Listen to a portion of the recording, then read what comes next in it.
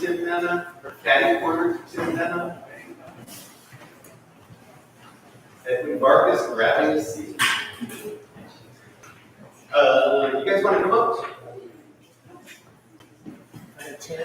Yeah, there are two together. And we're just going to grab a couple more chairs.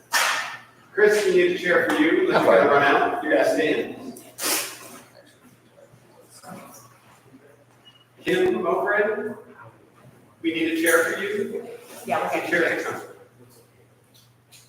Oh my goodness. Well, thank you everybody for coming to this. We are so excited to have this awesome show here. So I'm not going to say too much. I wanted to, but it's exciting for all of us to have Kristen here and to have her family.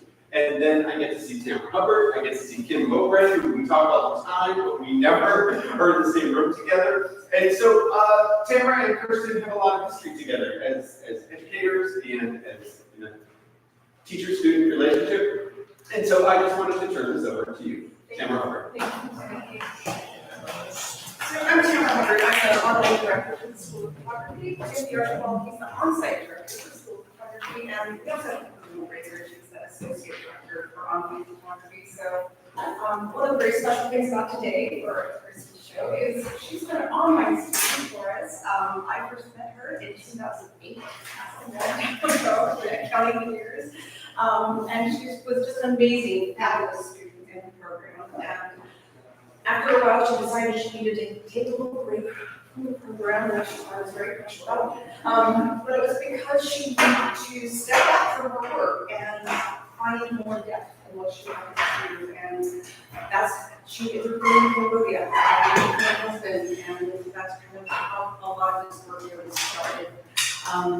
Came back to the program, I was a thesis advisor, and after that point, which was really incredible, her and several other students didn't want to stop school, they didn't want to stop the critique process. So they asked if we could run an alumni group critique group. So for about the last 7 or 8 years, we've met about every 4 weeks. So I turned from this alumni mentor position to a peer relationship teachers for us in the program. So I've done this on so many different levels. Really proud of this work that you've created, and just very happy to hear you talk about your work. So welcome, Kristen.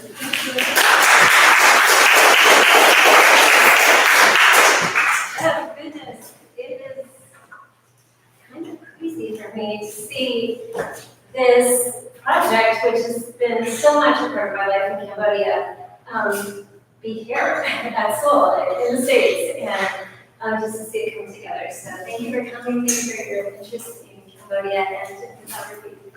I just wanted to today take some time to tell you about how the project got started, how it evolved, and just some things that I learned along the way. A lot of those topics are embedded in the stories. So I'm from Alaska. And my husband and I have been missionaries to Cambodia since 2011. We have our own nonprofit called Love for Cambodia, and we work mostly in the realm of education and the arts. And I can pinpoint the start of this project, where my mind started shifting towards this project, to an experience that I had in 2015. I was working with an NGO there. They were doing a series called The Day in the Life, and they're another educational organization. And so they would give me a list of students, and I would go and spend time with the family, the community, and in the school, and then they would share that with their donors back in the States. And one of the students that was assigned to us was a boy who was about 8 years old, and he was being raised by his grandparents in this village that's kind of on the outskirts of Phnom Penh. And as we started talking to the grandfather, he went into the story about his life, and it was incredible because he talked about being captured by the Khmer Rouge, and he was in the opposition army. Cambodia had a lot of years of civil war leading up to the fall of Phnom Penh, which was on April 17, 1975, so 50 years ago today. So and it's a coincidence that we ended up here today on this anniversary, but it's special. So he told about this story. He's changed to the back of the truck. He's drugged down a dirt road, but he managed to escape. He was shot in the back of his leg while he was running away. The whole time he was telling the story, the grandson is laying on his belly on the wooden platform bed, and his eyes are enormous. And I thought, how cool it is to see the history being handed down like this. And so as we were getting ready to leave, I commented on that to the grandfather, and he said, this is so sweet, and precious. He was very engaged in that story. Had you shared much of that with him before? And he said, no, until today I've never spoken of any of it. And I was like, you mean to him or to anyone? He said, I haven't spoken to him. And I was like, whoa. So that experience in 2015 changed my mind, because I started looking, let me say, back up a little bit, I started seeing the old people where I hadn't really noticed them as much before. And every time I saw one, I would think, they must have an amazing story to tell. So fast forward to 2018, my husband and I should say, we lived in Cambodia full-time on a couple different occasions. We lived there full-time in 13-14 in that school year. And then late 17 through early 2020, we were living there full-time again. All the rest of the years, we're back and forth between Alaska and Cambodia. We're wearing a path between Alaska and Cambodia. So 2018, though, we're back living there full-time, and we were driving somewhere one evening. I don't remember having a particular destination in mind. We were just getting out of the house. It was about sunset time, and I saw this old man on the side of the road. And I could tell from the car he was really old. He had very defined cheekbones, and he was kind of bent over. His hands were just gnarly looking. They looked like tree branches in the fall, And he had this white, kind of thin, scraggly beard, which that in itself made him stand out. His facial hair is not hanging head but no. So it was right here. And I said to my husband, stop, I have got to take this picture. This is a little out of character for me, because usually I'm more like, oh, that's an interesting picture, I'm going to do it, oh, maybe we can go back. But he's like, be more forceful if you want to get out. So this time I took him up on that. Stop, get out, I gotta take a picture. And I have a memory in my mind. I've got my camera in my hand, the door is open, I'm seeing the ground go by, my foot is halfway out, and I'm looking for a place to put it. The car was still moving. And so I go across the street, and I didn't have a whole bunch of language. It was worse than it is now even, but I said something like, hello, nice flowers there. Can I take your picture? And he looked up at me and just got this, his face just lit up. And I felt a connection. And so I took the picture, and about the time my husband came across the road, his language is a lot better than mine. And so I was like, ask him how old he is. And so he said he was 98. And I was like, 98? Oh my goodness, that's like the oldest Cambodian I've ever met. Maybe the oldest person I've ever met. That was not the extent of our language at that time. So we're like, okay, thanks. And see you next time. Got back in the car, we're driving home, and it's like, did he say 98? Because that'd be really, really old. That would be super unusual in Cambodia to meet somebody that old. No, maybe he said 89. That would be so much younger, right? And so I thought, well, I'll print out the picture and take it back to him. Maybe we can talk to him again. And I was kind of in the habit of doing that. It's just kind of a nice goodwill thing when you meet people, and you can form relationships that way. And so a couple days later, we go back out there again, and there he is riding his bike down the road. And we get out, and I'm like, hi, remember me? Like he's gonna forget, right? And here's your picture. And he's, oh, thank you. How old did you say you were again? And he said, 98.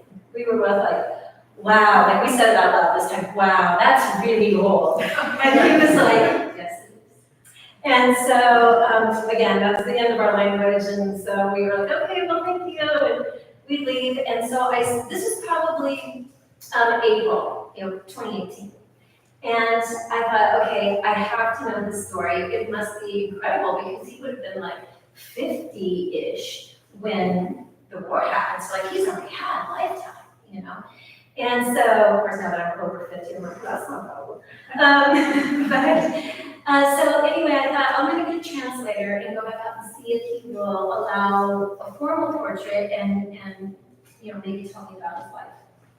And it took me quite a while to mobilize on that plan because I was teaching high school photography at an international school. My husband was an elementary principal. It was springtime in school, and so there was a lot of things going on. We were getting ready to come back to the States to see our family for the summer. And so it wasn't until November of 2018, I got the translator, and I thought, well, let's just go out to that same area and see if he's there.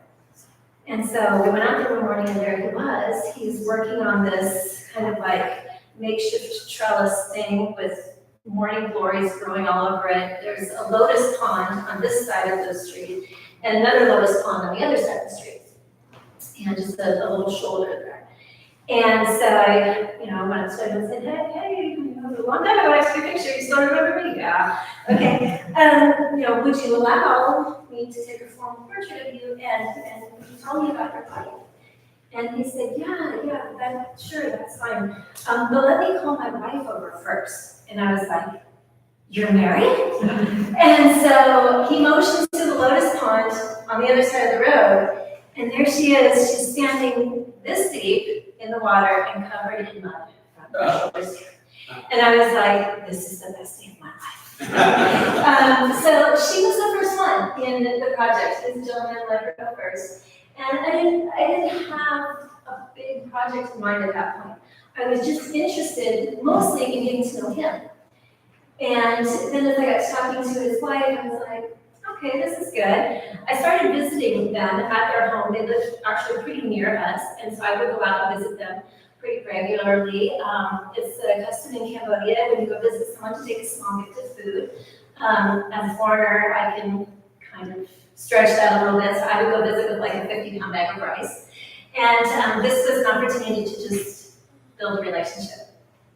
And so a little time went by, and then I started thinking, well, maybe, a small collection of images and stories would be nice, maybe 10 or 12, that'd probably be good.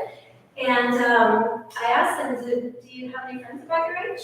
And they're just like, sure. And so they introduced me to this woman in the purple skirt.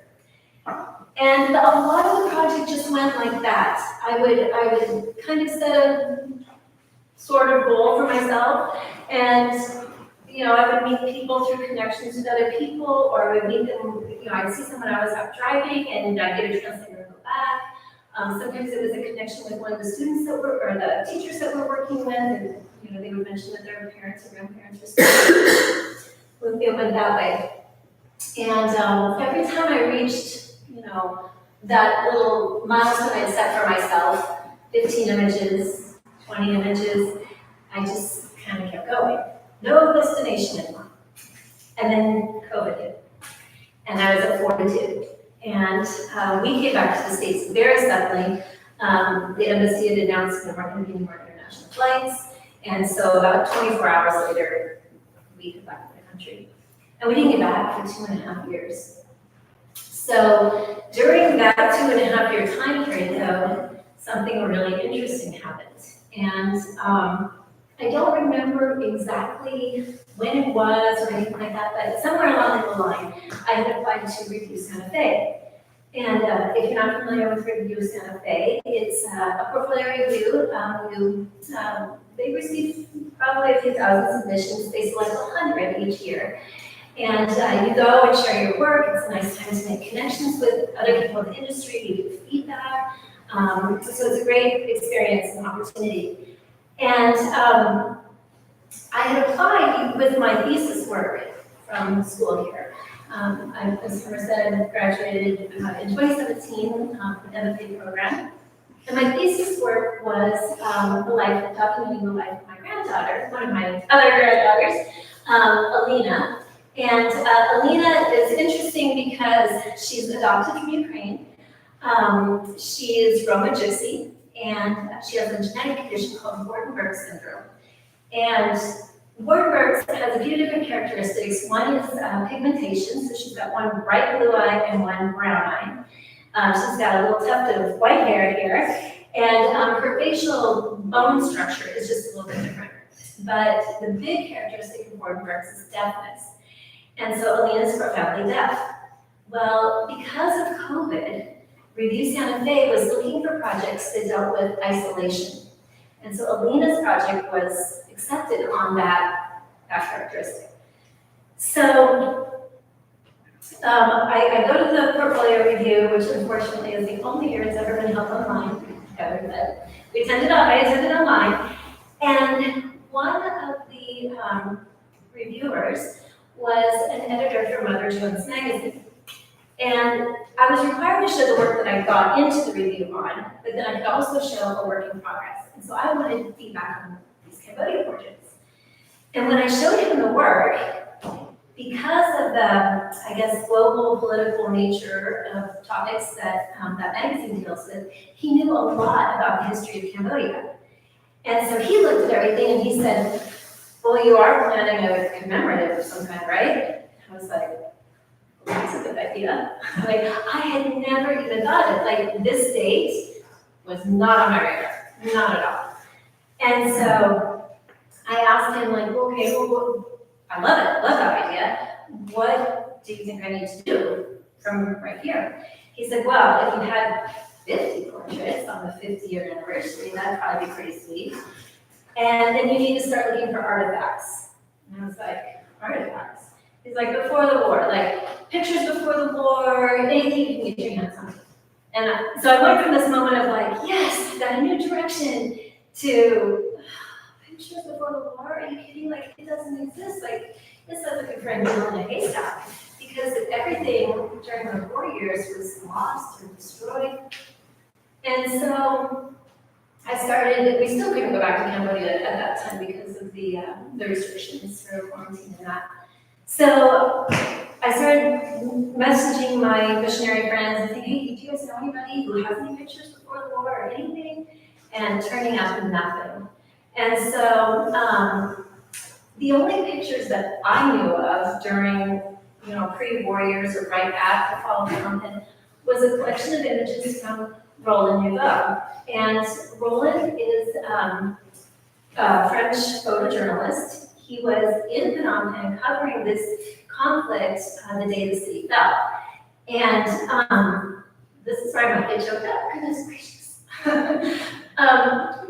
When all the other foreigners were evacuated, he stayed. And I can't imagine the courage that it took to do that. He stayed with a limited amount of film. He stayed when food was becoming very scarce. He stayed, and his images from that time, these ones that you see around, are really the only pictorial memories that we have, or pictorial evidence that we have of that time. So it's pretty significant. I didn't know how I was going to be able to use the pictures though, because I thought, well, like, is he still alive? Like, how can I make this work? So I reached out to him though. I found him on LinkedIn, and he's quite alive. Happy to report. And he emailed back and he said, hey, you're going to be in Cambodia anytime soon. Why don't you come over to Bangkok, that's where I'm living, and we'll sit down and have a chat. And I thought, wow, what an opportunity. So we did that last July. My husband and I went over to Bangkok, and we sat down with him for a couple of hours, and we could have kept going. It was such an incredible conversation. The big takeaway in that conversation for me, though, was that the mind of a photojournalist thinks very differently than the mind of a portrait photographer. Roland seemed to have a big web or network in his mind of all of the moving pieces on the country landscape, not just Cambodia, but how the conflict in Vietnam was impacting what was going on in Cambodia. The U.S. role, and he had all of this, whereas I didn't think about any of that. I think about the person that's right in front of me. So I looked at that experience, I thought, okay, these two things, the portraits and this, backdrop, like they go together so well in a historical work like this. And so I'm really grateful that Roland allowed some of his images to be shown alongside these. quick side note, and I saw this morning on Facebook that he was posing on the street in Phnom Penh. In fact, I think it was the street right here, and he's holding the picture that he took exactly 50 years ago in that spot. And how crazy is that, right? So going forward though, it really got me thinking about the power in a picture. Because we can look at photojournalism and images like Roland's and say, that image changed the course of history. From that same time period, Nick U's Napalm Girl, which is a little bit controversial right now, but he did win a Pulitzer Prize for. And because it's been credited for ushering us toward the end of the Vietnam War. And that's just one example. There are many examples from that rough time period, as well as others. But one thing I learned in this project is there's also power in the portrait. It's different, it's a little bit more subtle, maybe more personal, but the same kind of power to change the course for someone's life exists. And so I've got one more story for you that kind of illustrates that. So one of the people I interviewed was a Buddhist nun. Actually, I interviewed quite a few Buddhist nuns because we lived near a temple, and a very active one. And at the time when I was visiting the temple often, there were 24 nuns living there. I didn't photograph them all, but I got to know quite a few of them. The nuns could be like a whole story or project in themselves, because it's kind of like having 24 grandmothers who are super happy to see you when you show up, and their first question is like, why have you been away for so long? How long can you stay and visit with me? And so, you know, who doesn't like that, right? So I would go pretty often. Anyway, one of the nuns, her name was Young Bee. Her picture is not up in here. It's in the book, and I'll talk about that in a minute. So it's the story from the book. But Young Bee had agreed to participate in the project. She had, was eager enough to have her picture taken and to talk with me, but I could tell that she was not very into it. She just wasn't volunteering the information quite as readily as most people had, so I didn't belabor it. We took the picture, and while I was cleaning up the backdrop and everything, she said, I'm sorry that I can't talk to you more today, but I'm in a lot of pain. And I couldn't see anything wrong with her. And so I said, I'm sorry to hear that, but what's going on? And I was instantly sorry that I asked. Because without hesitation, she told me something about her health that was extremely personal, not the kind of thing that we talk about in American culture. In fact, most of us might be embarrassed to go to the doctor and talk about it even. And I was like, oh, okay. Well, thanks for sharing that. And so as we continued to talk, she said, well, I've been to the doctor, and I need surgery, and it's going to cost me $600. And I should say, the nuns, their only source of income is when someone comes to the temple and pays for a blessing. So, they don't have a lot of money. Part of that money that they earn from the blessings goes back to the temple to pay for their housing and their food and that kind of stuff. I should also say that in Cambodia, a lot of people still only make $5 or $6 a day, yet gas costs about the same as in America, and electricity is some of the most expensive in the world. So $600 is a huge sum of money. So my heart really went out to her, and when we were leaving, I was asking my translator, I want to do something for her. I just feel like this is one of those times where I need to do something. What do you think would be appropriate? And she said, I don't know, let me think on it. So I ended up talking to another missionary, and she said, she was also a nurse, and so she said, take her to this clinic on the other side of town. The doctor's Cambodian. It's a very reputable place, and he also speaks English, so he could talk to you as well, and maybe, then you have a second opinion, and you have some direction forward.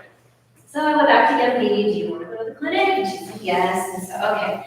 Now this whole thing is getting really crazy because foreigners just do not go to the lot and pick up a nut and take them somewhere in their car. Like that just doesn't happen. So I'm super uncomfortable about the body thing that we're dealing with, and I'm way out of my comfort zone. And so we go to pick her up. She's got this little plastic bag with her, and we're walking to the car, and she says, "I've got some pictures of my condition. Would you like to see them?" Absolutely not. No. And I looked at the translator, and I was trying to be respectful of her. I looked at the translator, and he's like, she's trying to offer proof that she actually does need help. And I was like, "Oh, yeah, no, it's okay, I trust you. Maybe just save us for the doctor, okay?" So we drive to the clinic and get there, the nurse takes her back, and my husband and I were going to sit in the waiting room, and I'm feeling like, oh, okay, I did my good deed. I'm just like going to sit here for a minute and rest and take it all in. And the nurse comes out, and she says, "Why don't you come back with her?" And I was like, "No, it's okay." And she said, "No, I think that she would feel a lot better if you were there with her." I was like, "Based on what?" Like, I don't really know her. And so, okay. So I go back there, the room is tiny. Like, you know, an average American-sized doctor's office, cut that in half, and that's the space we're in. And Yemi's there on the examination table, and her robes are all bunched up around her neck, and her body's draped with a paper cloth on the bottom, and it's super taboo for nuns to show their skin, even women to women, and so the whole thing is just uncomfortable. So I go in, the one chair in the room for me to sit on is like 2 feet away from her, and the nurse is like, "Okay, good." She leaves. And I was like, "Is this a joke? Like, how did I get here? Like, I'm really uncomfortable. This is uncomfortable." And so, just me and Effie in the room. She's on the examination table, and I'm just sitting there. We can't talk to each other because we don't know each other's language. Yeah. And so she's thanking me, and I was like, "Oh, anyway, it's fine." So the doctor comes in. He does his examination, and I'm like, "Wait, goodness, there's no place for me to put my eyes." And so he finishes his thing, and they let me leave the room, thankfully. And as we were getting ready to leave, my husband's taking care of the paperwork and everything. The doctor comes out, and he pulls me aside, and he said, "She absolutely does not need surgery." I was like, "Great, that's excellent." It's like, I talked to her about nutrition, and I gave her some medicine, and if she's still having problems in a month or so, you can just bring her back for a follow-up. I was like, "Okay, good, thank you so much for your help." And he says, "Oh, by the way, those pictures that she has, that's not her body." And I was like, "What?" I mean, my mind does not work like this, okay? And so he's like, "Yeah, she went to a clinic on the street, and they did take pictures of her, I'm sure of that, which is bad enough. But he said they do this because they're trying to scare her into thinking that she needs a procedure that she doesn't need. So best case scenario, she would have got the money and gone to the clinic, and they would have put her to sleep and stole her. Worst case scenario, they actually do something to her, and she's really been hurt." And I was speechless. First off, I was very convicted because I was like, here I am worried about my own comfort, and look at this situation. So when we left from there, though, I was like, okay, even if all of that stuff at the clinic and all of that was not true, she has hope. Like, that's huge. Like, she has hope. Like, that alone will change the course of someone's life, right? So, there's power in the portrait, but it's a little bit more subtle, a little bit different than what we see in photojournalism. The power in the portrait is a connection with the person. And this is really the job of photographers anyway, right? We connect people and people with events and places and history, right? So that was huge for me. And it's the connection piece that I really hope that you take away today. That I want you to learn about Cambodia, but more than that, I want you to be able to connect with these people. So I have just a couple of things to say. My beautiful granddaughter and handsome grandson were passing out these cards when you came in. If you don't have one yet, there's some on the back of the table. We're kind of in the second phase of this work. I really think of it in 4 phases. So the first phase was taking pictures and interviewing the people. I should say too that this is only about half the project. About half of the portraits, about a quarter of the interviews. I was telling Timothy earlier, like you think, oh, I just want to take 50 pictures and, you know, whatever. And then you start putting it together, you're like, whoa, this is like, it's going to take a lot of space. Sure. So anyway, I compiled it all into a book. The book is available for pre-order on my website if you're interested in checking that out. The book, we are really, like I said, we were in the first phase, pictures and testimonies. Second phase, the book, we want to do exactly what we're doing right now, tell people about this project, so third phase, it can actually do something. I don't want this project to just be like, oh, that was nice, I went and saw something and cool, it was awesome. I want this work to go out and be functional in the lives of the Cambodian people. So on one hand, I've got all these little people, many of them told me they cannot read because their education was interrupted by the war or they weren't able to attend school. Because in Cambodia, education didn't start to become like what we know until the early 1960s. And many of them were born far before that. So in fact, I had one lady tell me that she doesn't even know the alphabet, you know? So they all told me though that education is the way forward for their country and they believe in the value of education. So there's that, but then on the other part, we work right now with about 145 teachers across 7 different organizations, roughly 3,000, 3,500 students. And our teachers tell us frequently, I don't have the resources that I need. So what we want to do is put 50 school books, 50 grade level appropriate books in 50 classrooms in honor of each of these 50 people. We can do that by selling 100 commemorative books of these people. That sounds doable, doesn't it? Yeah. I mean, to me that sounds like, okay, that's not too bad. I think I can do that here. So that's what the book thing is going towards. So I'll just tell you, if you're going to check it out, sticker shock a little bit. I could have tried to sell you a cheaper book that would have been like, nice, good, and I'm going to put it on my shelf. But then nothing would have happened after that. It would just have been a nice experience for us, right? So we wanted to do something else.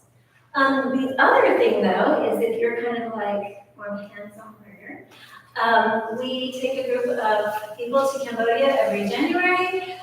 We only allow 5 to come. It's kind of a Pictures with a Purpose workshop where we visit a lot of different aspects of Cambodian culture.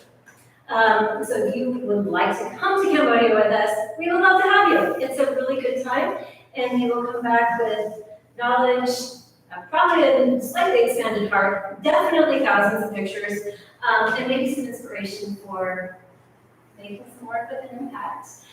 So first phase, like I said, is creating everything. Second phase, what we're doing now. Third phase is 50-50 books in classrooms. The fourth thing will be, once that 50-50 project is over, translating it all back into the Cambodian language and going to revisit these people, or if they've passed away, their parents. So that's where we're headed, and that's what we're doing. So that's what I have for you today. And I just thank you so much for your interest, like I said, in Cambodia and photography. Oh, thank you.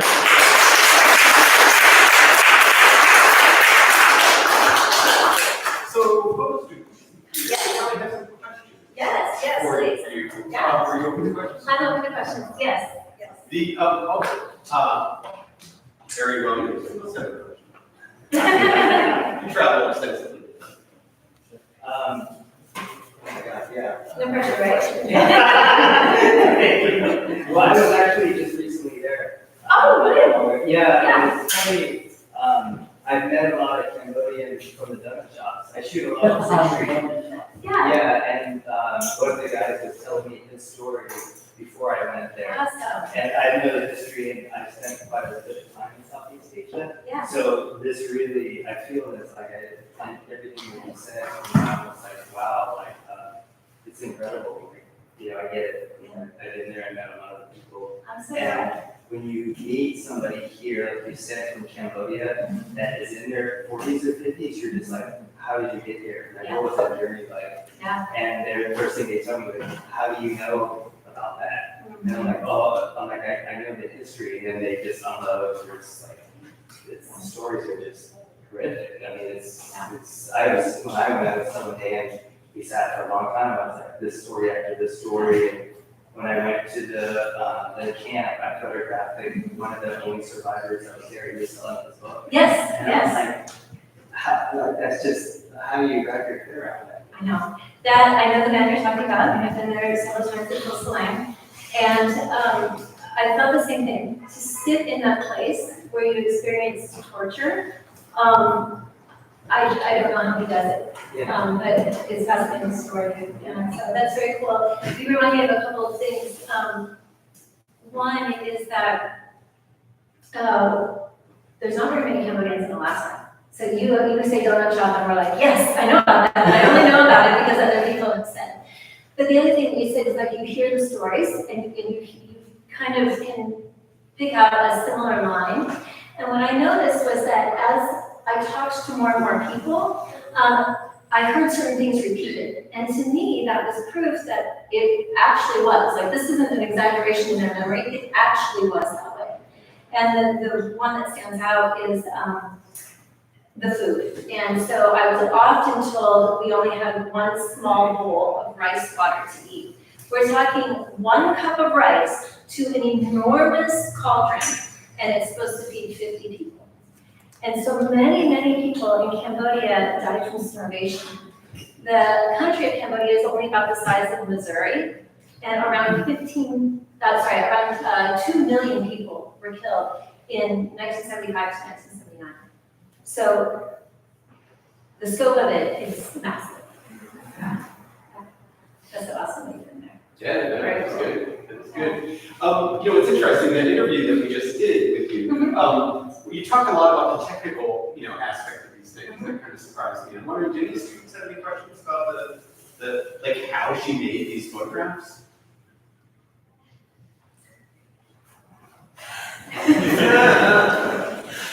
So I heard it was natural light. Yeah.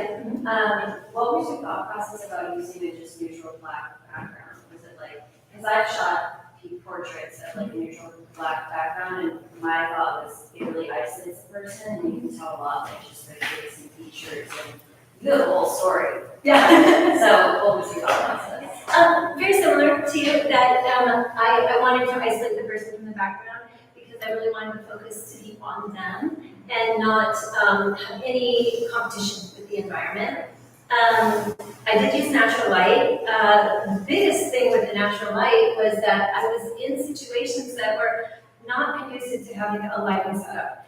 I had to work very quickly. In most cases, I only had 5 to maybe a maximum of 10 minutes to take a picture. I didn't pose anyone or do anything like that. I just basically said, could you go stand over there?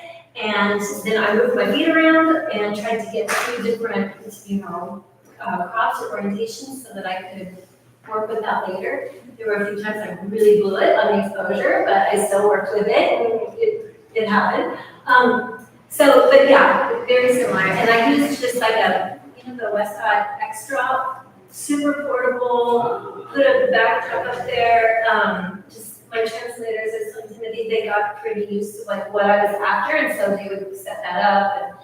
And I didn't have the same fabric every time though. Like it was over 7 years, and so like it gets like worn, it gets really dirty and wretched looking. So I changed stuff that way. But yeah, it makes them go up for that very reason. So, That's a great question. Thank you, Brooke. Because you're doing natural light, are you trying to photograph at a similar time, early in the day or late in the afternoon, to get such nice lighting? No, I would like to say yes. No, I mean, I was just very bound to my schedule and when the translator was available. And sometimes the lighting was terrible. I mean, yeah, super bright conditions. In the book, I've got a few behind the scenes photos, and used to like to stand out in the bright sun when things just kind of, and it's on camera earlier. I've been really grateful for some of the editing tools as Photoshop has advanced, because I didn't touch, aside from like global edits, I didn't touch anybody's skin. I didn't remove anything or, make the clarity a whole bunch more or anything like that. I tried to keep it as it was. But I with the sun the way it was, sometimes with the backdrop, sometimes the fabric wasn't a tight enough weave, and so I'd have to like, at the beginning I would have to like hand kind of color, so yeah, it got easier with some of those selection tools. You definitely knew how to see the good light, Oh, thanks. which I think is a big thing that students need to learn, Yeah, and I gotta say that I wasn't, maybe because of being at school and having many years of practice, I wasn't really super conscious of it most of the time. I was looking for highlights, but that was pretty much it. I was really focused on the person, and sometimes made it hard to focus on them. Oh, Well, you had fantastic subjects, so. I do. Yeah, these people became so dear to me, these and, I don't know, 25 or 30 others, because I sat with many of them more than once. So, if they could see this, I'll take a video and take it back to them. Some of them I continue to visit pretty regularly. Any questions? The photo of, Straight here? yeah, is that when she stood up? out Yep. of the lily? Yep. But look, was it? Lotus Pond? Lotus Pond. Yep, that was that morning. Both of them were that same morning. And I've got many stories with the two of them because I've gone back so many times. Out here, he would have been 105 this year. He passed away at 102 years ago.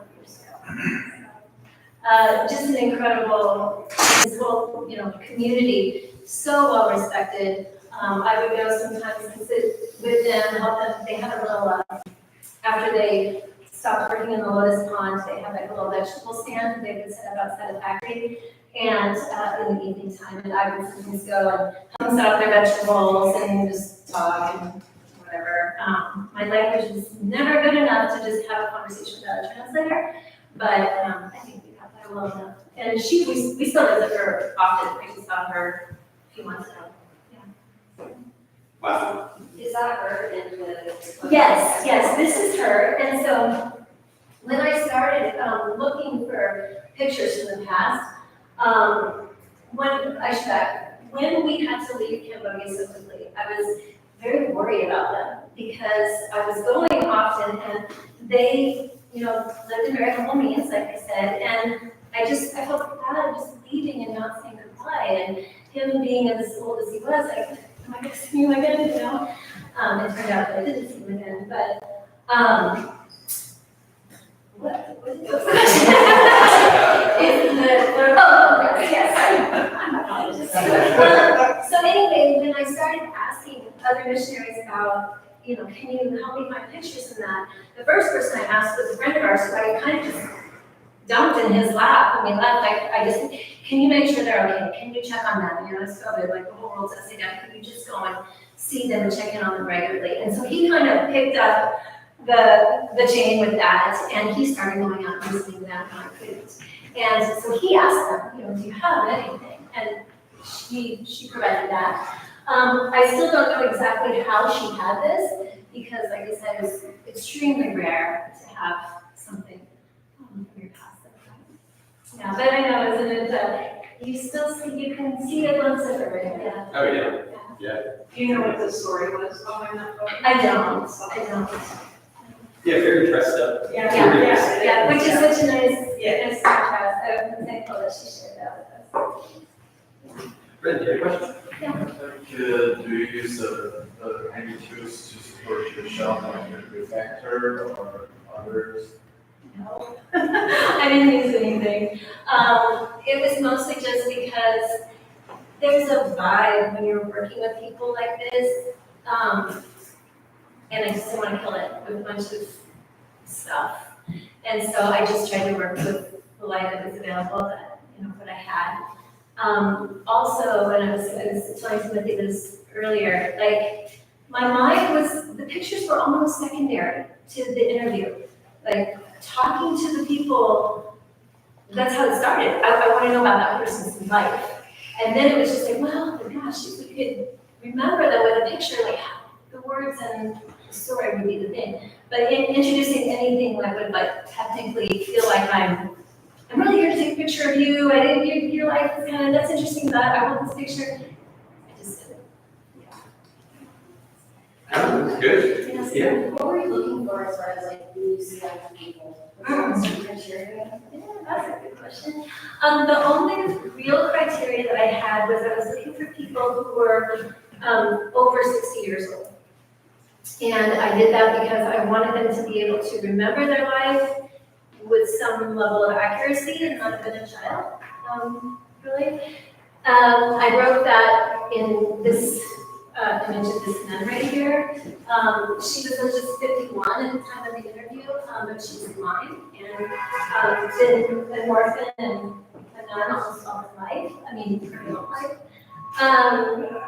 You know, she's with all our other nun friends, since I didn't leave her out, but that had actually ended up being one of my favorite pictures.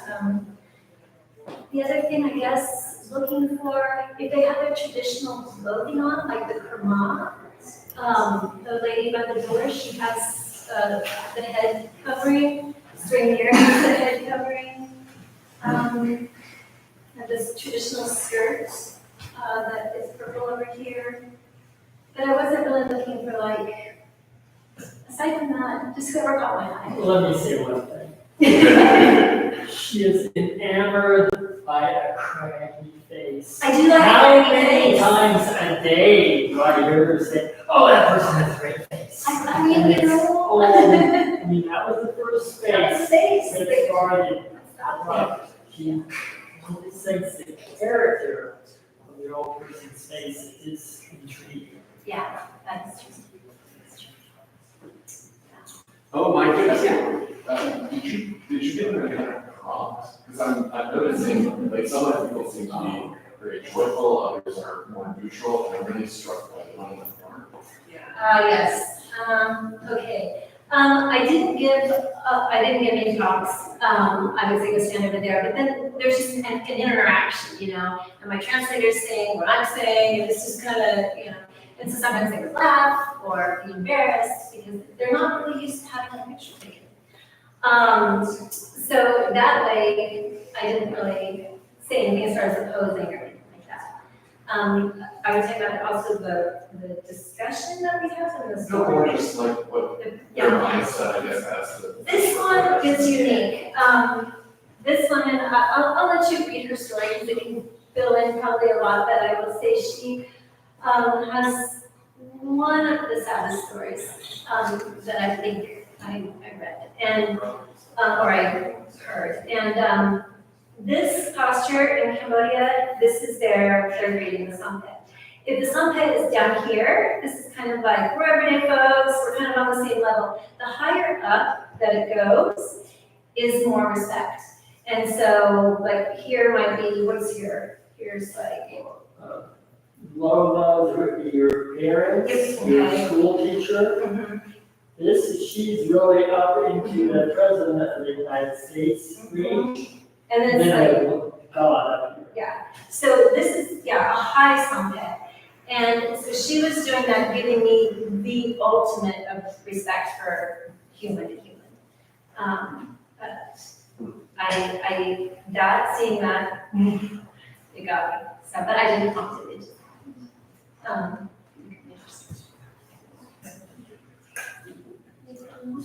Anybody else? Yeah, back there? Oh, yeah, so just to piggyback off the prompt question, like when you had a translator, would you talk to them, like prompt them through the translator, or would you kind of use hand signs? And how would you, like the process of actually snapping it? Yeah, I pretty much just spoke, you know, and I think the etiquette is to speak as though you're speaking to the person. I can't say I maintained that the entire time because it just gets it's awkward, you know, speaking one-on-one to somebody who's, the information's coming from over here, you know. So I would say ask him or her this or that. But as far as the posing and that type of thing, it was just, I would speak and the translator would say it. And so, yeah. I guess, were these all impromptu in the sense that you're driving by and you see, or were some of these like, I'm gonna come out to Tuesday at 2, Oh, and they're ready? yeah. Most all of them were impromptu. These two, husband and wife pair, are parents of one of the teachers that we know. They live, I think they live in the province or maybe just on the outskirts of town. And so I spoke to her and asked her, would they want to participate? And she said yes, and then she arranged the time for us. Aside from that, most all of these are just random meetings. Like I said, the nuns, I would go visit them pretty regularly. Whoever was there that day, if they want to participate, they would. But yeah, all of us. So the pictures are impromptu, the stories were more like, you got the photo, and you might get the story then, or you might have to go back for the story. The other way around. Like I would sit down and talk to them about their life and ask them. I asked them ahead of time, would you mind telling me about your life and taking a picture? And then they said yay or nay. I only had one person say no out of all the asks. Only one, and I don't think it was because she didn't want to. I think she was too busy at that moment. But yeah, I got the story first, and then we took the picture second every single time. Oh, anybody else? I think we are good. This was fascinating. Thank you so much. Thank you. Really, truly, it is so exciting community here to share with you all. So, thank you.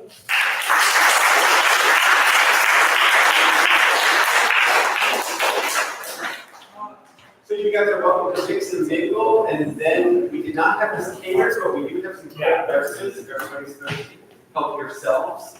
And you can always come up and talk to Kristen. Yes, please. And remember, you've been a student. Yeah. So please,